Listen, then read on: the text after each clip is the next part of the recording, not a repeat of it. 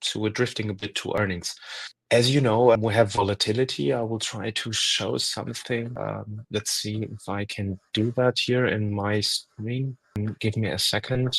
And I think while you do that, Dan, I think I want to show also how you can kind of use the swing model. And if we look at the example of Ford, here we have our swing model. And if we go back to last Thursday, this is at 10:24, we had kind of like a positive bias still towards Ford. We had the lower band right here. And then if we go back to the 25th, which is Friday, then we shift to a negative bias. So I think at the end of expiration on Friday, people have been kind of like preparing towards earnings and they kind of shifted. So we see like the shift in the upper band right here. And then if we keep going to the Monday at 10:28, we also see like a negative bias right here. And if we look now at the price, we're down 7% in pre-market. Obviously, earnings were yesterday. So as you mentioned, yes.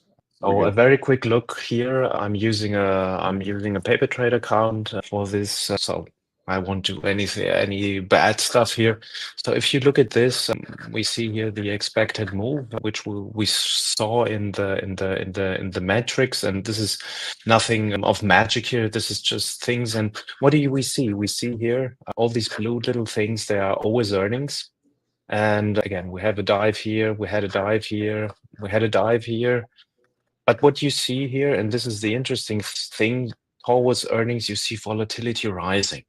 And this is something you can always, it's not about earnings only, but if volatility is high, then something has happened. Most of the times, either we expect a special event like earnings, or let's say something bad has happened. People are hedging, that's why volatility is rising. But if volatility is high, and everyone who knows about the bell curves, things drift towards the middle line, this will go down.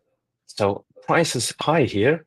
And because we have an IV crush, in the beginning, we have an IV rush, volatility is going up, so prices will rise. If you buy here, even if the stock doesn't move much, the prices will go up. And here they will deflate within hours. So you just make money from this event, deflation. So that's why if I know statistically that a stock is moving less than its average move, I want to sell premium. But how do we do that and how do we level that is the interesting thing, because just historic statistics don't help you. So I will switch back to my other screen so we can take a look at the other things which we were looking at, which were more interesting, and having the levels we had here in the MenthorQ Discord. So I hope everyone is seeing my screen. If not, let me know, please. Yeah, absolutely.